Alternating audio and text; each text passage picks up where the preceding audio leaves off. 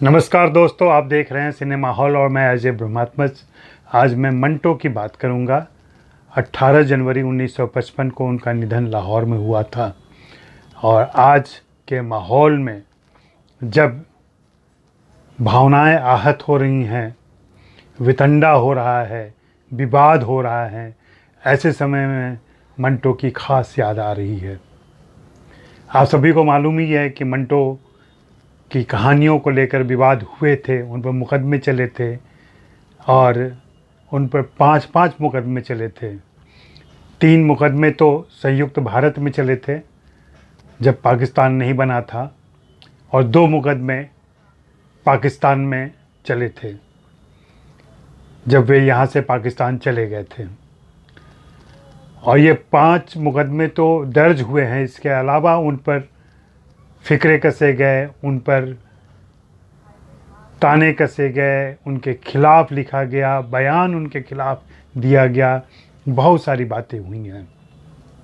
फिर भी मंटो लगातार लिखते रहे और बार बार उन्होंने इस बात की ताकीद की कि समाज में जो हो रहा है मैं वही लिख रहा हूँ, वही बता रहा हूँ, वही दिखा रहा हूँ।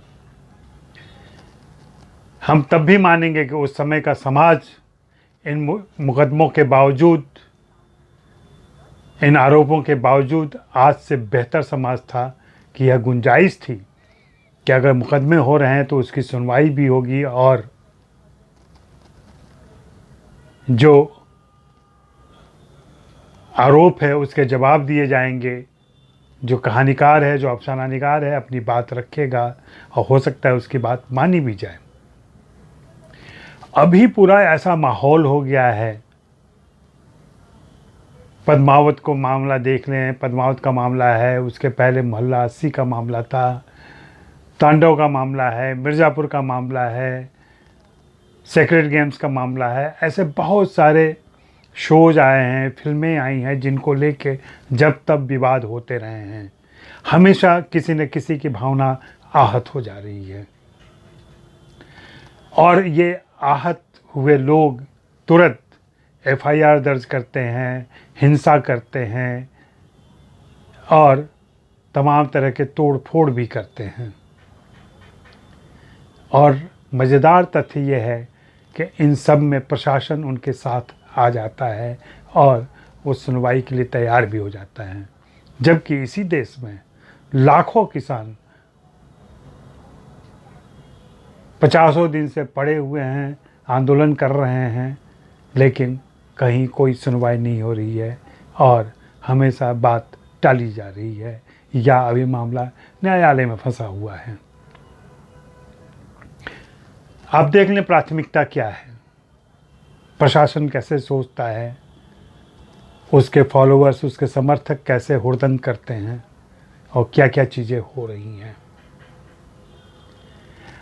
आपत्तियां अगर हैं, परेशानी अगर है तो उस पर बातें की जा सकती हैं और उस पर बहसें हो सकती हैं। देखा जा सकता है कि यह सब कुछ सही हो रहा है कि गलत हो रहा है या वाजिब है, गैर वाजिब है, सामयिक है, प्रासंगिक है कि नहीं है। इन सारी बातों पर बहस करने के लिए बुद्धिजीवियों को जमा होना होगा, उन पर बात करनी होगी। लेकिन फ़िलहाल तो हम इतने नरम, नाजुक और कोमल हो गए हैं कि हमारी भावनाएं आहत हो जाती हैं। कभी अश्लीलता के सवाल पर आहत हो जाती हैं, कभी गाली गलौज के नाम पर आहत हो जाती हैं, कभी धार्मिक भावनाओं की वजह से आहत हो जाती हैं। और यह मामला पूरा हमारा और उनका के विवाद में चला जाता है। अब यह उनका कौन है कहना मुश्किल है, क्योंकि जो लोग उनमें शामिल हैं और जो लोग हम में शामिल हैं वे सब इसी देश के वासी हैं। तो मैं मंटो की बात कह रहा था। मंटो को याद करने की ज़रूरत है। मंटो की जिन कहानियों पर मुकदमा चला था, शायद उनका नाम आपको मालूम हो। उनकी 6 कहानियाँ ऐसी थी जिसको लेके विवाद हुए थे और उन विवादों पर काफ़ी बहसें हुई, कोर्ट तक मामला गया और फिर बहुत सारी बातें चली। संयुक्त भारत की बात करें तो उसमें काली सलवार है, धुआं है, बू है, इन कहानियों को लेकर के विवाद हुआ था। पाकिस्तान जाने के बाद उन पर और भी जो विवाद हुए उसमें खोल दो, ठंडा गोश्त और ऊपर नीचे दरमियान, इन 3 कहानियों को लेके हुआ था। ये तो कहानियों की बात थी। मैं पिछले दिनों मंटो की गंजे फरिश्ते पढ़ रहा हूँ और गंजे फरिश्ते में जो उन्होंने लिखा है तमाम फिल्मी हस्तियों के बारे में, फिल्म के माहौल के बारे में, उसको पढ़ते हुए बार बार ये एहसास होता है, यह उनके संग्रह दस्तावेज़ में शामिल है। इसके 5वें अंक में गंजे फरिश्ते में जो बातें उन्होंने लिखी थी वो यहाँ शामिल की गई हैं। इसमें लिस्ट देख लें कि जिन पे नाम है, आप ज़रूर खोज के पढ़ें इसको।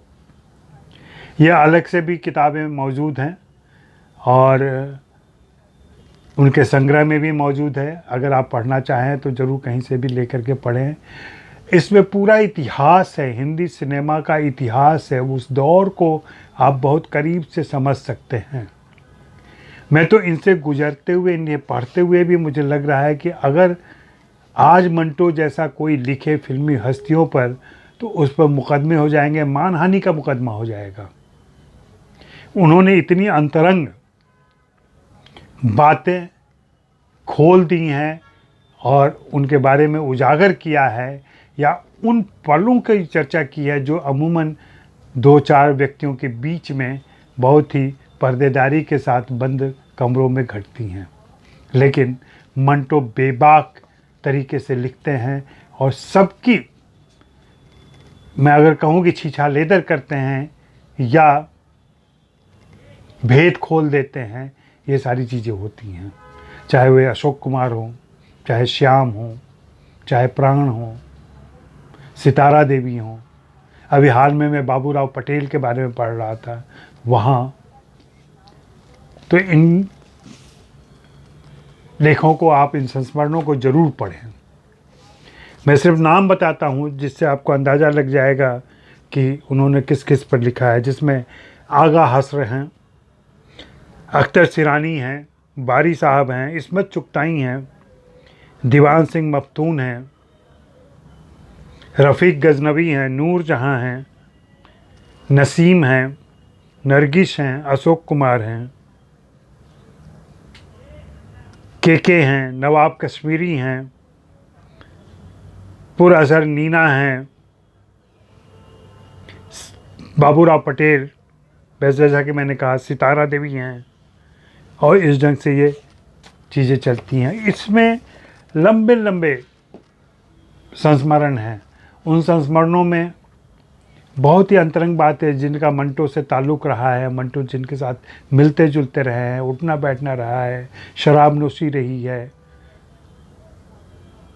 हम प्याला रहे हैं, हम निवाला रहे हैं, उन सभी के बारे में उन्होंने विस्तार से लिखा है। सचमुच अगर मंटो आज जिंदा होते, अगर आज मंटो होते तो क्या क्या होता। उन पर मुकदमे होते, लोगों की भावनाएं आहत होती, हर दिन उन पर कोई न कोई आरोप लगता, और मुमकिन था कि जीना मुहाल हो जाता, या वे फिर जेल में बैठकर ये सारे अफसाने लिखते। आज का माहौल ऐसा ही हो गया है। मालूम नहीं अभी कोई मंटो हो भी सकता है कि नहीं हो सकता है। जिस तरीके से विवाद खड़ा किया जा रहा है और उस विवाद को हवा दी जा रही है और उसे शह भी दी जा रही है, यह सचमुच चिंता का विषय है। और हम समय बीतने के साथ, सदी में आगे बढ़ने के साथ कहीं न कहीं बहुत पीछे जा रहे हैं। जबकि इसी देश में हमने तुलसीदास को पढ़ा है, हमने कबीर को पढ़ा है, हमने रसखान को पढ़ा है, हमने रैदास को पढ़ा है, जिन्होंने ईश्वर की सत्ता को भी चुनौती दी है, ईश्वर से शिकायतें की हैं, ईश्वर से बातें की हैं। कबीर जैसा जुझारू कवि हिंदुओं की, मुसलमानों की, सबसे सवाल करता था।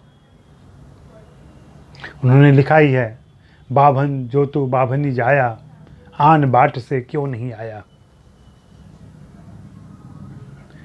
और तूरक जो तू तुरकन जाया, अंदर खतना क्यों न कराया। क्या ऐसी बातें आज की जा सकती हैं? मुमकिन ही नहीं है, क्योंकि हम सब मिलकर एक ऐसे पंकिल समाज की तरफ बढ़ रहे हैं जहां हल्की सी गतिविधि भी कीचड़ उछालती है। आज इतना ही। मन आहत है मंटो को याद करते हुए।